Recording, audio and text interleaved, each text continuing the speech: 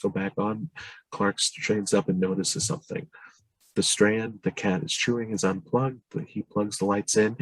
There's a horrendous shriek from under the club chair, a tremendous electric sizzle, the lights dim, and then an explosion, and the house falls dark. Clark and Eddie are at the chair. The others gathered around behind it. The smell is horrible. What's that smell? I think it's your chair, Alan. Move it away from the wall. I told you had too many plugs in one socket. He and Eddie lift the chair and carry it away from the wall. Everyone leans forward to see. There's a gasp. Oh, God. A blackened, smoldering outline of a cat scorched into the carpet. What is it? What is it? It's nothing. Let's go finish our dessert. Well, that cat had 9 lives. You just spent them all. Woo!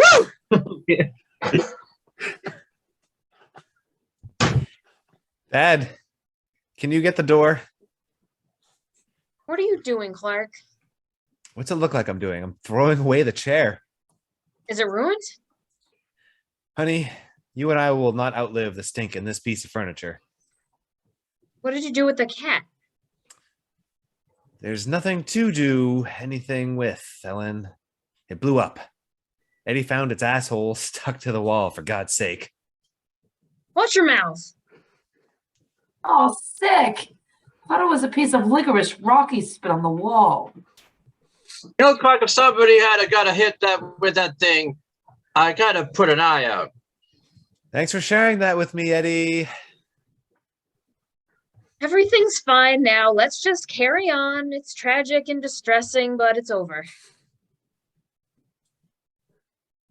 If you wouldn't mind, Clark, I would like to see if I can fumigate this here chair. It's a good quality item.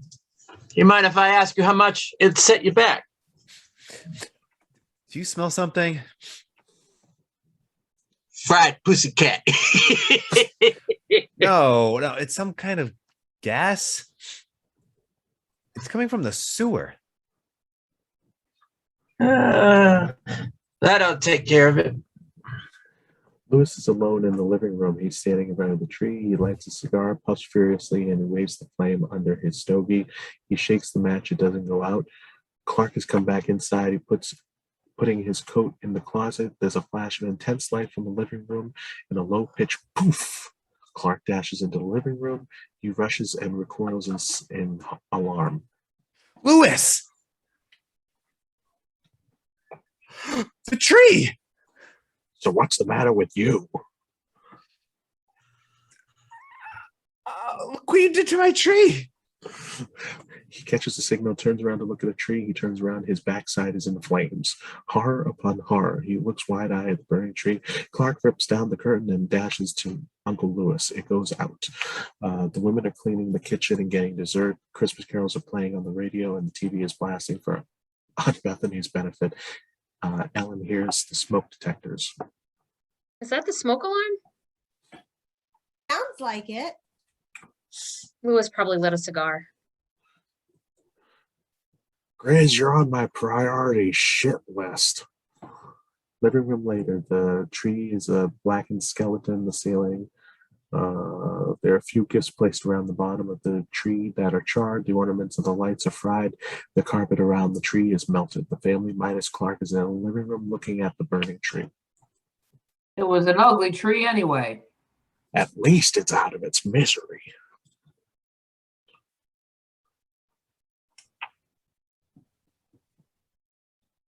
Oh, is there no Rocky? Jamie, go ahead. Will Santa Claus still come? That's a good question, Catherine. If the trees... Of course he'll still come, Rocky. If he's smart, he'll stay well clear of this joint. It's a death trap from stem to stern.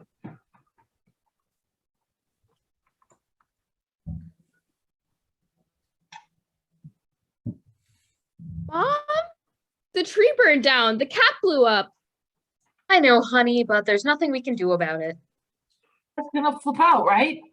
Nobody's gonna flip out. We're gonna have a wonderful Christmas. We just have to be patient. There's nothing to be upset about. Doorbell chimes. Clark stomps in from the kitchen. He grabs the front door handle and whips it open. Delivery boy in the uniform is standing at the door. He's holding the door knocker that's been torn off in his hands. The door wreath is blinking lights dangling on his arm. Clark barks at the boy. What the hell do you want? Jing, delivery boy, please. You say me? Yes, please. Okay.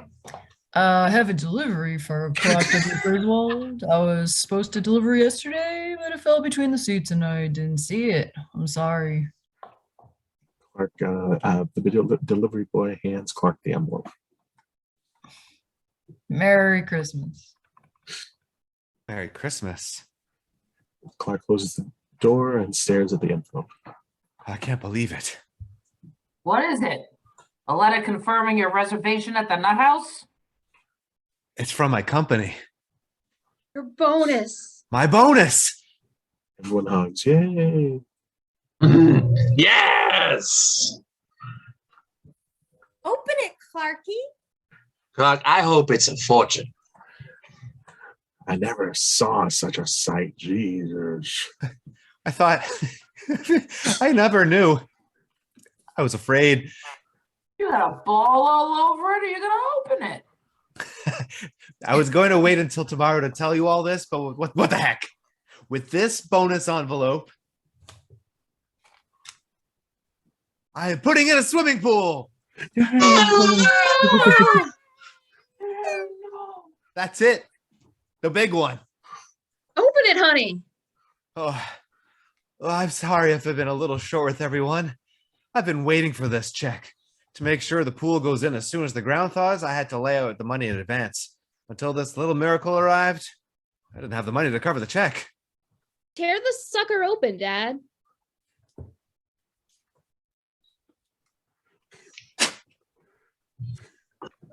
There's enough left over. I'll fly you out to help us dedicate it.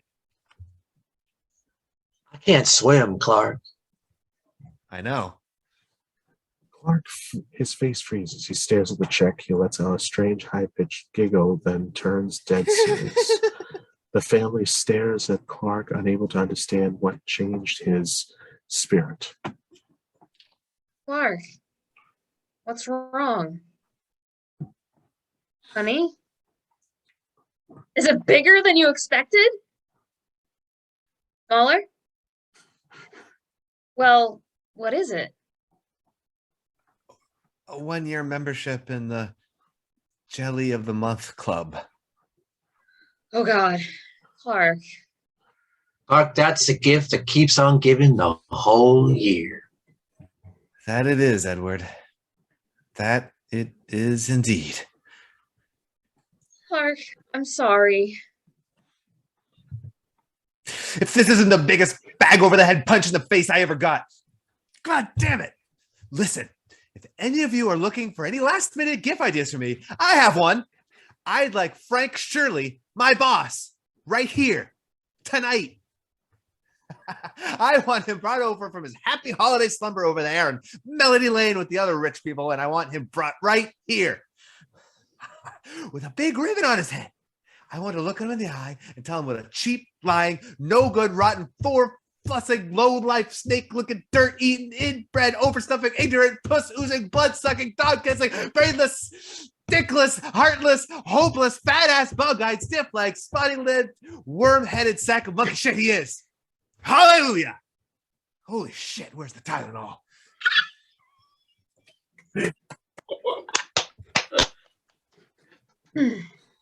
Eddie grins.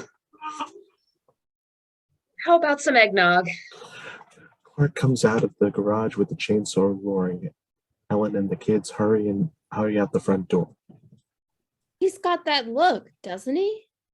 Told you we should have gone to Hawaii. Turn that thing off and get in the house. I'll talk to him, Mom. Dad.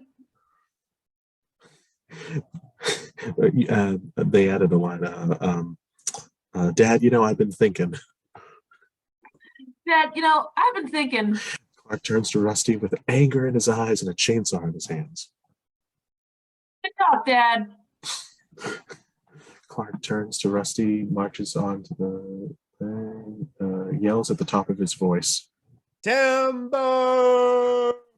In Todd and Margo's house, they are sitting in the living room having cocktails, listening to New Age Christmas music. I don't know what that is. Aren't you just the tiniest bit sorry we didn't get a Christmas tree? Even if they are dirty and messy and corny and cliched. Where are we going to get a tree at this hour on Christmas Eve? Clark's blue spruce crashes through their window. Later in the bathroom, Clark is washing his hands. What? Is that really necessary? What? Making a scene like that? We needed a tree. May I remind you? That this was my idea. No, I'm well aware of it. Well, could you at least keep that in mind the next time you go berserk? I didn't go berserk. I simply solved a problem. We needed a coffin. Tree. There was no tree. Lots open on Christmas Eve. Your uncle burned down my tree, so I simply replaced it as best I could. You're okay? Honey, I'm fine. So Clark comes down the stairs. He grabs the new post, the ornament piece, stop. It comes loose in his hand. He looks at it angrily, puts it out, starts up the chainsaw, and levels the new post in a clean swipe. Fix the newel post. The new tree is up and has been hastily decorated with ornaments salvaged from the burning tree. A single strand of lights, melted bulbs, and charred tinsel. The family has reassembled in the living room. Clark walks in, places presents under the tree.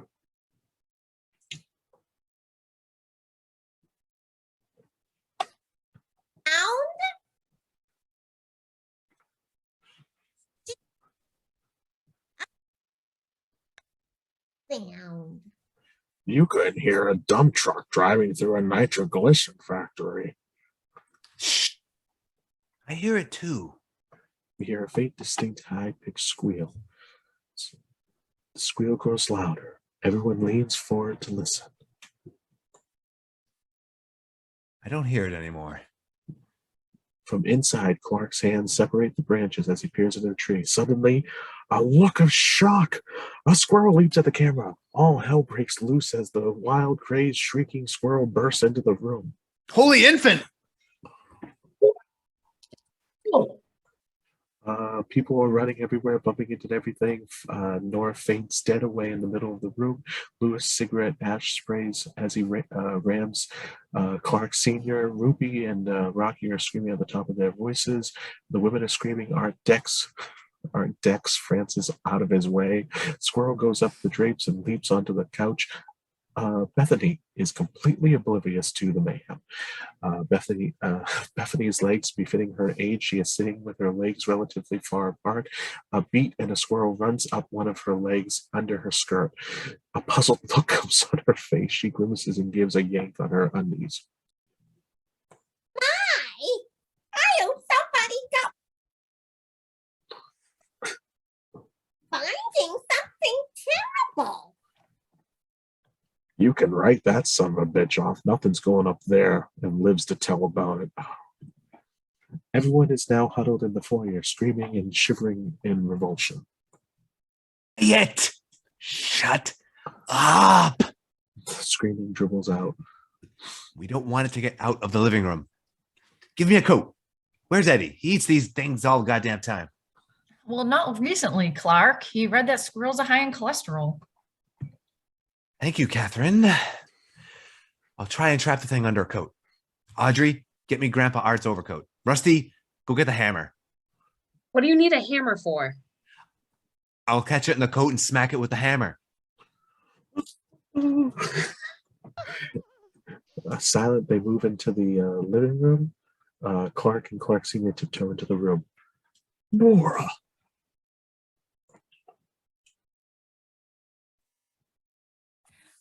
Is it gone? No, just lay still.